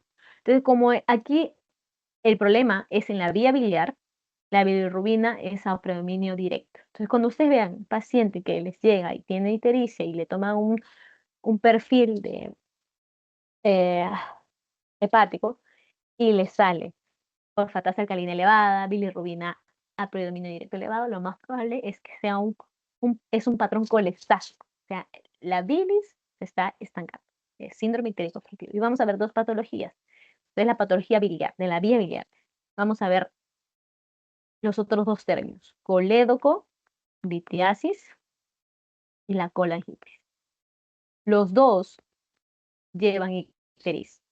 La diferencia de una, les digo que la colangitis tiene fiebre, la colitiasis no. Entonces, si en el caso clínico ustedes observan fiebre, no marquen coledocolitis, es colangitis, ¿ok? Pero ojo, les pueden poner un caso clínico en la que les pongan colecistitis aguda y les pongan ictericia. Entonces, si ustedes ven un caso clínico de colecistitis aguda y ictericia, no es ni coledocolitiasis ni colangitis, síndrome de Miris, ¿ok?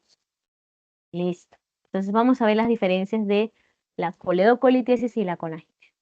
La coledocolitiasis se forma por es colédoco, viene de colédoco, ¿no? Y litiasis de lito. Litos en el colédoco. Se llama coledocolitiasis o litiasis coledociana. Es la presencia de cálculos en el colédoco. Y esos cálculos pueden formarse de manera primaria, es decir, en el mismo colédoco, los pigmentados, esencialmente los que son cálculos negros, diré marrones o color café, ¿ok? Y también los pigmentados, los colores negros y café. Los dos que son pigmentados se pueden formar primariamente en el colédoco. Y de manera secundaria, es decir, que viajan desde la vesícula hacia el colédoco. Y eso es la forma más frecuente de que el colédoco tenga cálculos. Es decir, que viajen desde la vesícula hacia el colédoco. Y los de la vesícula generalmente son de colesterol. Entonces, por lo tanto, en el colédoco también va a haber la mayoría de cálculos son de colesterol. ¿Ok? Lo más frecuente. El 10% de los pacientes que tienen litos en la vesícula desarrollan coledocolitis. Eso es algo muy frecuente. Entonces, principal complicación. em, una de las principales complicaciones de la litiasis vesicular o de la colelitiasis es coledocolitiasis. ¿Ok? Entonces, algo sí que les he puesto así y lo han vuelto a preguntar así ya directo, ha sido, después de que uno retira, hay otro tipo de cálculos, los cálculos residuales. Hay cálculos primarios, secundarios, residuales. Los residuales quieren decir que son cálculos que después de una colelap, o sea, una colecistectomía laparoscópica, el paciente vuelve con, em, con clínica de eh, ictericia, esencialmente ictericia, dolor en hipocondrio derecho. Entonces, pero si tú ya le quitaste la vesícula, se formó nuevamente cálculos en ya no en la vesícula, sino en el mismo colédoco. Entonces la diferencia es esa, ¿no? La idea es que si hay cálculo, para yo hablar de un cálculo residual, tiene que haber el antecedente de que un paciente ha sido colecistectomizado. Pero ¿hace cuánto tiempo? Hace 2 años. Es decir, tiene que tener menos de 2 años.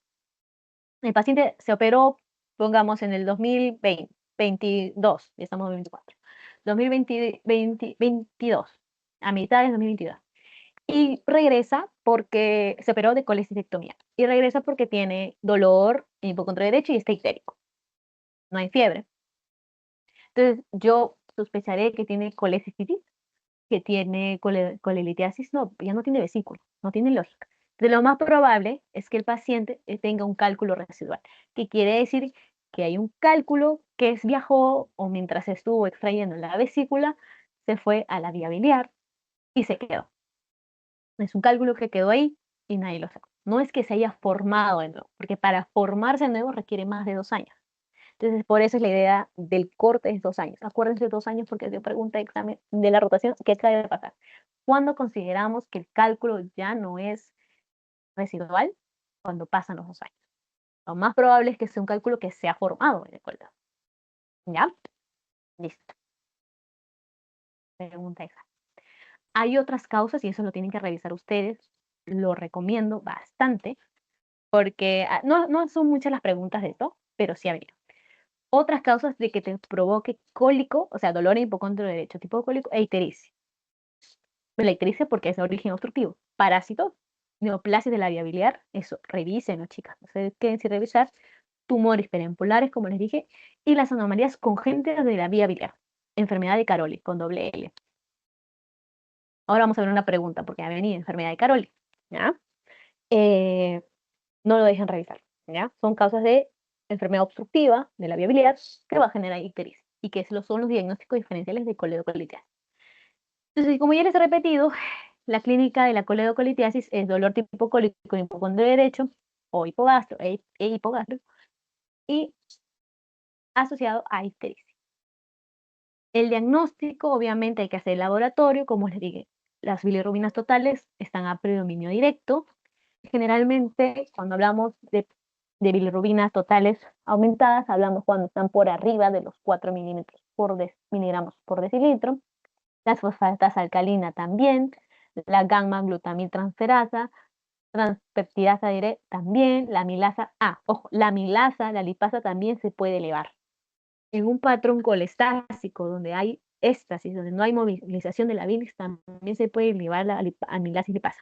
Yo sé que aún no lleva pancreatitis, no sé si ya llevaron, no me acuerdo, pero la amilasa y lipasa son dos enzimas que uno evalúa para diagnosticar pancreatitis. Porque para diagnosticar pancreatitis necesitas 3 criterios. Lo vamos a ver en la próxima clase, supongo. 3 criterios. Pero los criterios para decir que es pancreatitis es que se eleve 3 veces su valor normal. En un patrón colestásico no se eleva 3 veces. No hay forma. ¿Ok? Entonces, les pueden querer confundir con amilasa y lipasa elevadas. Tanto de lipasa y tanto de amilasa, pero sigue siendo un patrón colestático que no tiene que ver con pancreatitis. ¿Ya? Las imágenes. Las imágenes, el estudio inicial para saber si estamos frente a una coledocolitiasis es la ecografía. ¿Con qué fin? De poder observar el colédoco. Si el colédoco tiene más de 7 milímetros, que yo les dije que hasta 8 milímetros, 7 milímetros, está debatible, está por encima, el colédoco se observa en la ecografía dilatado, lo más probable es que por esa dilatación esté por algo. Puede ser un tumor, puede ser un parásito, puede ser un cálculo. Entonces, ese es el estudio inicial para saber si estoy realmente frente a un cuadro obstructivo de vía biliar. ¿Ok? Es el estudio inicial. No es lo mismo que el gol estándar o la imagen de elección. ¿Ok? Dos preguntas distintas. La de elección son las colangiografías, es decir, observar la vía biliar, pero más directamente. ¿Ok? O sea, que se vea no la dilatación, sino qué hay en la vía biliar. Eso es la colangiografía, ver qué hay en la vía biliar. Y hay 3 formas. La primera es la de elección, porque aparte de que ves qué hay en la vía biliar, haces tratamiento, los dos a la vez, que es la CEPRE, colangiopancreatorretrografía endoscópica. ¿Ok? Es una colangiografía, o sea, tú puedes observar qué hay en la vía biliar a través de la CEPRE. Y es el estudio de elección para poder observar la vía biliar. Otra es la colangiografía por resonancia magnética. O sea, se hace una resonancia magnética de la vía biliar y se observa. Se ve todo, se ve clarito el cálculo. Yo he logrado ver una colangioresonancia, muy bueno. Y una colangiografía intraoperatoria, que obviamente es lo menos común, porque no vas a entrar con la duda. Tienes que entrar cuando ya sabes qué hay en la vía biliar. ¿Ya? Listo. Bien, algo que sí les quiero decir, lo vamos a ver en pancreatitis, pero ¿cuál es la complicación más frecuente de la CEPRE, de la colangiopancreatorretrografía endoscópica? Es pancreatitis. Entonces, después de haber hecho una CEPRE, ¿qué es esto? No sé si lo recuerdan, pero bueno, haces esa endoscopía, llegas por el estómago, te vas hacia el duodeno, y llegas a la segunda porción del duodeno, a la ampolla de Vater. Para poder ingresar a la vía biliar tienes que cortar el esfínter de Oddi. Entonces, por lo tanto, se hace una esfínterotomía. Y yo he visto, tengo grabado por ahí, muy bonito cómo se retira el esfínter de Oddi e ingresas el endoscopio hacia la vía biliar. Por eso es que es diagnóstica y operatoria. Porque el tratamiento, ¿cuál va a ser? Retirar los cálculos. Así, coledocolitiasis, ustedes tienen que tener en claro. Coledocolitiasis, extracción de cálculos. Fin.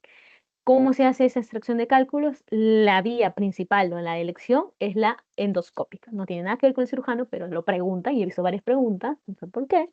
Pero bueno, extracción de cálculo. se hace una esfinterotomía por vía endoscópica. Entonces es una CEPRE más esfinterotomía. ¿Ok? Se retiran los cálculos. Listo. Y si después de la CEPRE, generalmente la complicación es la pancreatitis post-CEPRE. ¿Por qué se da esta pancreatitis? Porque estás dañando, de alguna manera, dañas esta válvula que es, ¿no? Y puedes dañar el conducto de Wilson o principal. Y al final generas pancreatitis post-CEPRE. ¿Ya? Estrellita aquí. ¿Cuál es la complicación más frecuente de la coledocolitiasis? La colangitis. ¿Ya? Yo les dije que íbamos a ver dos patologías de la vía biliar en sí, que generan obstrucción, coledocolitiasis y colangitis. ¿Cuál es la principal complicación de la coledocolitiasis? La colangitis. ¿Ya?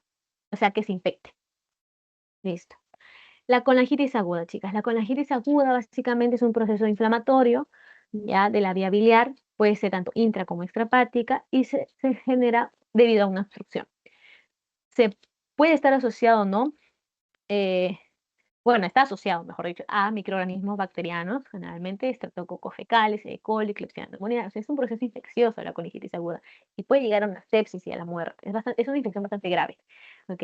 Y las causas pueden ser benignas como malignas. Una causa maligna de colangitis puede ser los tumores periampulares. Periampulares, acuérdense, ámpula viene de ampolla de Vater.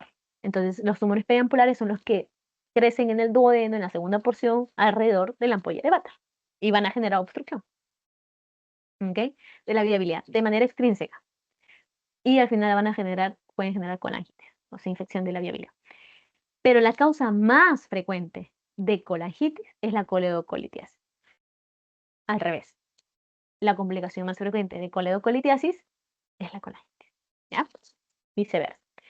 Otra causa de colangitis, las parasitosis, los quistes de colédoco. Les hago así porque estos también han hecho preguntas de quistes de colédoco. No puedo creerlo, de verdad. Quistes de colédoco, revísenlo también, ¿ya? A mí en mi clase no me enseñaron nada de quiste colédoco. Para mí, las estenosis de la vía biliar también son causas benignas. Tal, tal. Pregunta muy sencilla y que ya la han tomado, y es ¿cuál es la triada clásica de una colangitis? La triada de Charcot. Charcot, ¿ya? Dolor en hipocondrio derecho, tipo cólico, ictericia y la palabra clave de una infección, la fiebre. Eso es lo que diferencia la colangitis y coledocolitiasis. Colangitis hay fiebre, coledocolitiasis no. Y si, como les digo que es una infección severa, puede agregarse la depresión del sistema nervioso y llegar a un shock séptico, shock infeccioso. Entonces, si agregas estos dos, depresión del sistema nervioso y shock séptico, ya no es triada de Charcot, se llama pentada de Reims, ¿ya? Que puede ser que les pregunte. Esto fue pregunta de examen. Triada de Charcot. ¿Qué pregunta clásica? Les había dicho también que hay criterios de Tokio para colangitis aguda, pero hay criterios diagnósticos y criterios de severidad.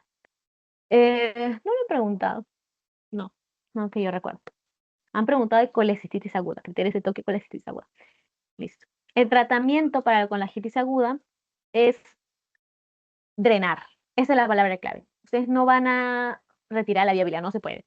Lo que hay que hacer es drenar, porque si hay pus dentro de la vía biliar, la infección es grave, tienes que darle antibióticos, obviamente, pero además tienes que ayudar con algo más, drenar la vía biliar. Y hay muchas maneras de drenar la vía biliar, es una clase bastante extensa, ya hablamos de las técnicas y bla, bla, pero en líneas generales tienes mecanismos endoscópicos y quirúrgicos, los dos, ¿ok? Em, los mecanismos endoscópicos es a través de la CEPRE igual, y lo que hacen es lo siguiente, aquí no lo tengo, a ver, déjenme ver si lo tengo aquí, no, no lo tengo. Lo que hacen básicamente es llegar hasta la vía biliar con el endoscopio y colocar una prótesis, una malla. Se llama, no prótesis, se llama stent. ¿Se acuerdan del stent que se coloca en el corazón, en las arterias coronarias para cuando hay trombos en las arterias coronarias y se coloca una mallita que está cerrada, pero cuando llega la abren y se queda abierto? Ya, lo mismo hacen aquí. Llegan a la vía biliar y colocan aquí un stent. Y con eso aseguran, como hay algo que está apretando, imagínense qué es esto, ¿no? Aquí está, miren, acá. ¿Ven esto de acá? Se supone que es un tumor. Entonces lo que hacen es llegar con el endoscopio y colocar un stent. Y con eso aseguran que la vía biliar haya un buen tránsito y todo se vaya al duodeno y del duodeno pase al colon y el colon hacia afuera a través de las heces. ¿Ya? Es una manera de forma endoscópica.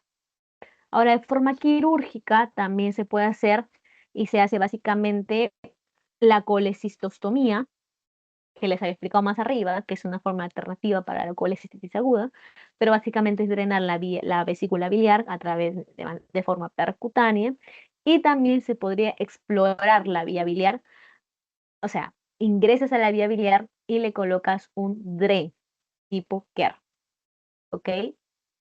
Se llama DREN KER tipo T, que va a ayudar a hacer el drenaje de la vía biliar.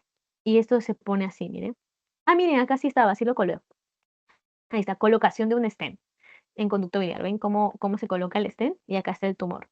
Este obviamente es un tumor periampular, ¿no? No es de la vía biliar, sino está alrededor de la vía biliar y genera obstrucción de la vía biliar de manera extrínseca. Entonces, al colocar el stent ya puede facilitar la salida de la bilis. Les estaba comentando el dren tipo KER. Ese es el drenaje tipo KER, estrellita, porque lo han preguntado. Ya no sé cuántas veces lo he repetido. Es un tubo, vamos a leerlo, es un tubo blando que tiene forma de T, por eso se llama dren tipo T. Acá está la T. ¿Ok? Se utiliza en las cirugías biliares. Los dos extremos cortos de la T se insertan en el colédoco. Va así de esta manera. Acá hay otra imagen que no les he mencionado acá arriba, pero básicamente así. Esta es la T. Los dos extremos cortos de la T van en la vía biliar, como lo ven acá, o sea, cortan la vía biliar, ingresan el tren tipo T tipo KER, y, ay, disculpen. Y con eso aseguran que hay un buen drenaje de la vía biliar. ¿Ok? Ahora yo les digo algo más. Cada vez que se toque la vía biliar, o sea, la vía biliar, las cortes, como ves acá, se pone dren T tipo KER. ¿Por qué? El dren tipo KER, primero, asegura que la bilis vaya de aquí a aquí. Y también que vaya de aquí arriba para el exterior. Entonces tienes dos maneras de eliminar lo que haya, la pus y todo, hacia el duodeno o hacia el exterior. ¿Ya? Listo. Dren T tipo KER. ¿Bien?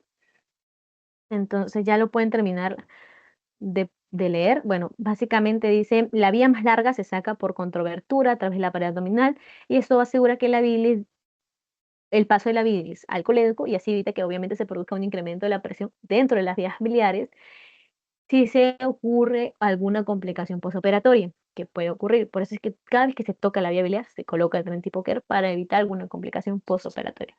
Una parte de las secreciones va a atravesar el tubo en dirección al duodeno, como ya les había explicado, mientras que el resto va a salir al exterior. Este drenaje va a actuar con la gravedad. Así que se conecta a un sistema de recolección cerrado y estéril que se coloca por debajo del nivel del enfermo donde se recoge el líquido drenado. Es decir, va a quedar colgando la bolsa de drenaje. Listo. Básicamente es eso. ¿Ok? Hay de forma quirúrgica o endoscópica para poder ayudar a liberar la vía biliar. La complicación más frecuente de la colangitis es la formación de abscesos hepáticos. Si no me equivoco, fue pregunta examen. Complicación más frecuente de la colangitis, formación de abscesos hepáticos. Porque hay un flujo ascendente, ¿ya? Como no puede atravesar la vía biliar, entonces el flujo va en retrógrado. Y si está infectado, va a llegar hacia el hígado. Si llega al hígado, se forman abscesos. ¿Listo? Em, Como les digo, la vía biliar puede ser drenado mediante tres procedimientos: por vía endoscópica, de forma percutánea, haciendo la colecistostomía y además drenaje de la vía biliar transhepático, como dice acá, y por cirugía tradicional abierta. Quirúrgica tradicional, que es con el DREN T tipo KER. Listo. Ahora, estos dos son los criterios de Tokio para colangitis aguda. No lo han preguntado. Eh, y por cuestiones de tiempo para hacer resolver preguntas, lo vamos a dejar. Las vamos a responder cuando veamos unas preguntas que tal vez nos pueda ayudar a entender mejor esto, porque no, la verdad no es muy relevante ahora. Ya, listo. Entonces comienza tú, Dayane. Am,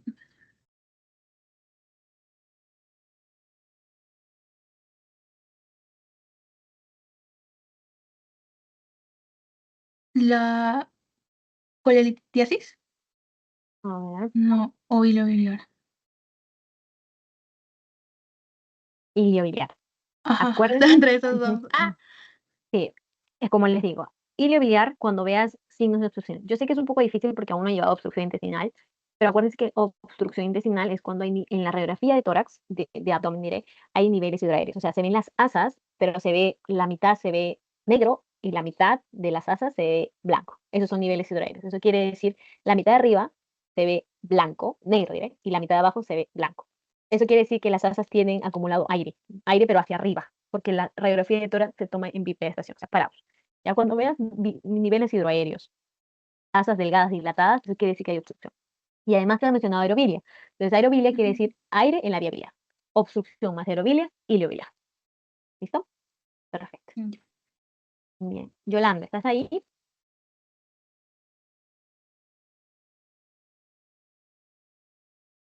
Sí, sí estoy, Marisol. Miriam. Ok. Dale, tranquila, léelo y me avisas cuál es. Pregunta de este ciclo.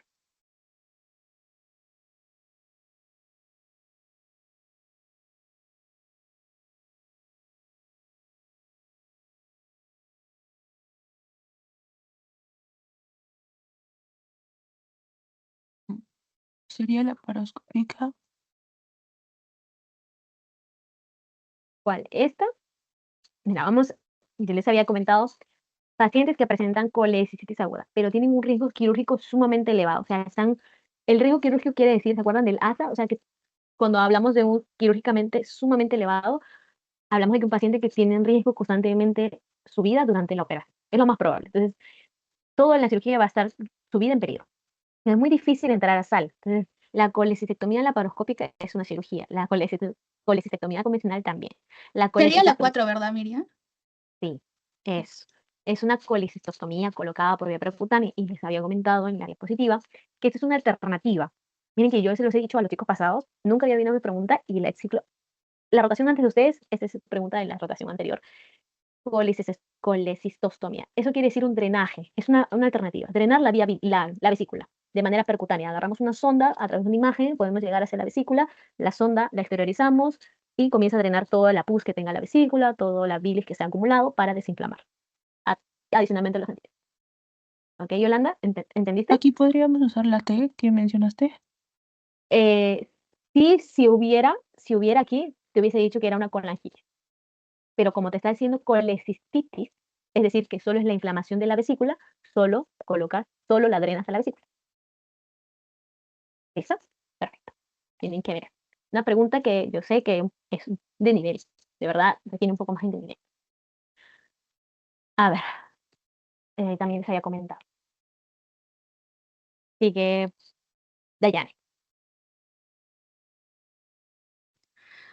Mm, el síndrome cardinal, primordial, que la mayoría lo tiene presente.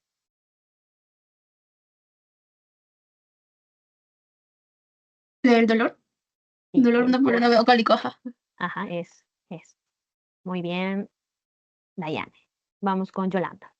Ah, no, eso no les he dicho, pero miren, es una pregunta. Según la clasificación para los quistes congénitos de la vía biliar, la enfermedad de Caroli se define como, y les había dicho que revisen la enfermedad de Caroli, porque la enfermedad de Caroli es un defecto, un quiste congénito de la vía biliar, y produce obstrucción de la vía biliar, por lo tanto va a producir ictericia, por lo tanto es un diagnóstico diferencial de la colitis. Entonces fue pregunta de la rotación anterior, yo no lo he enseñado, pero les puse acá porque es todo de vesícula, es tipo 5, ¿ok? Acuérdense, si acaso no olviden estudiar, la enfermedad de Caroli, dentro de los tipos de quistes congénitos de la vía biliar, es el tipo 5, enfermedad congénita. Mm, Dayane. Dayane, ¿me puedes confirmar si ha venido en el examen parcial ilio? o no ha venido. No, Ya, no vino. ya, entonces le van a tomar Ujú. ahora. Dale, te toca a ti este.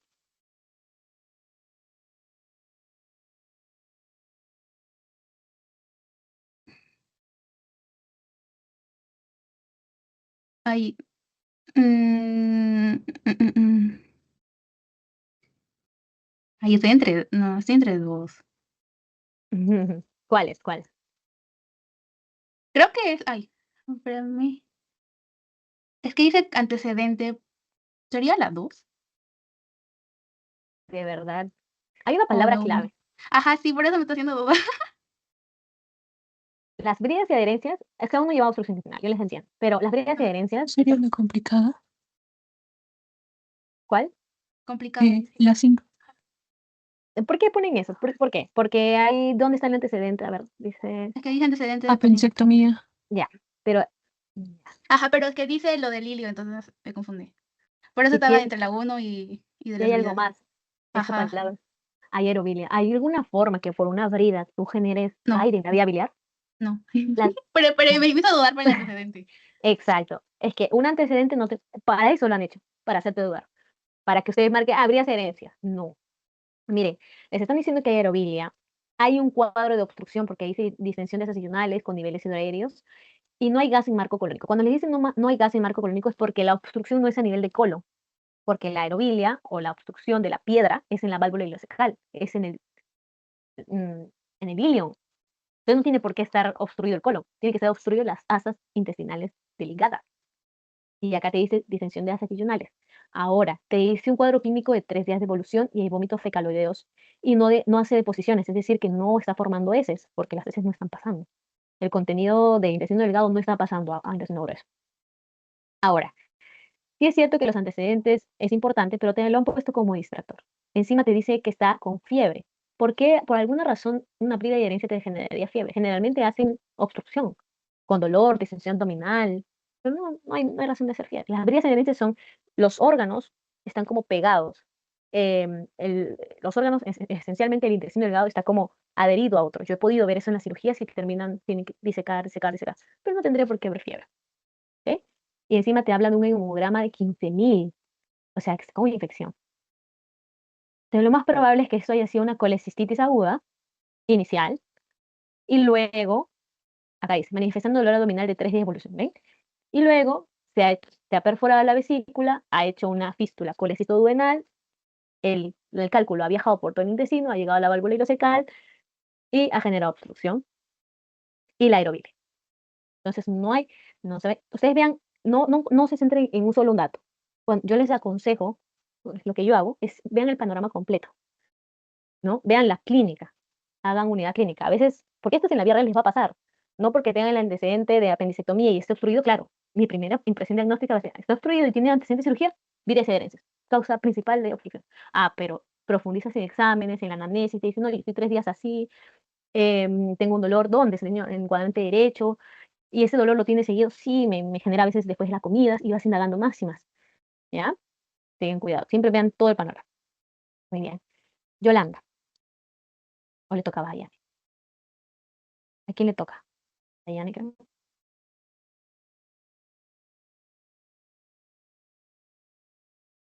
Dayane, tú entonces.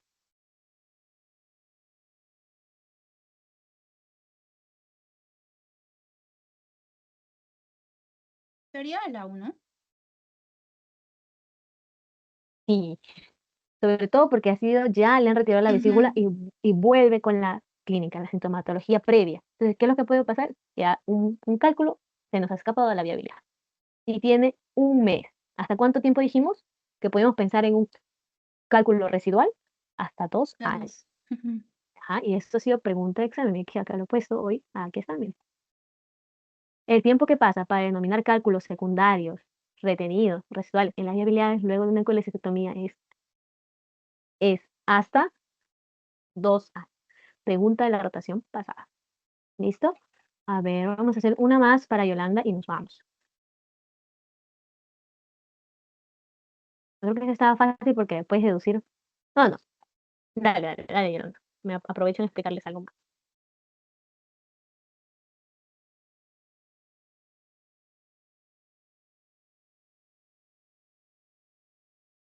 coledocolitiasis.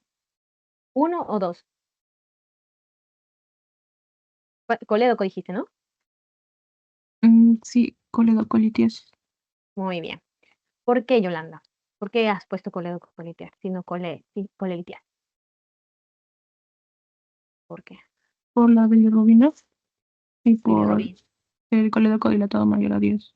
Eso, muy bien. Te está hablando de un patrón colestásico, ¿no? Acuérdense, las bilirrubinas están elevadas, están mayor a 4, lo normal es 4, la directa, y está en 8, en total está en 11. La bilirrubina indirecta está normal, está en 3 miligramos, pero la directa está aumentada. Yo les dije que cuando está aumentada la directa, predominio directo, estamos hablando de un patrón colestásico.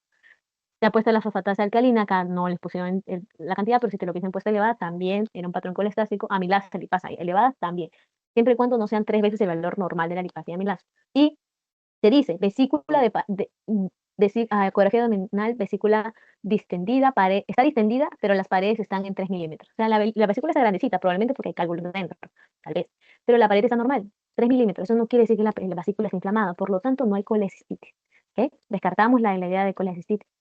Hay cálculos en su interior, ¿vieron? Entonces eso es la probable, o sea, es la causa probable de que esté distendida la vesícula.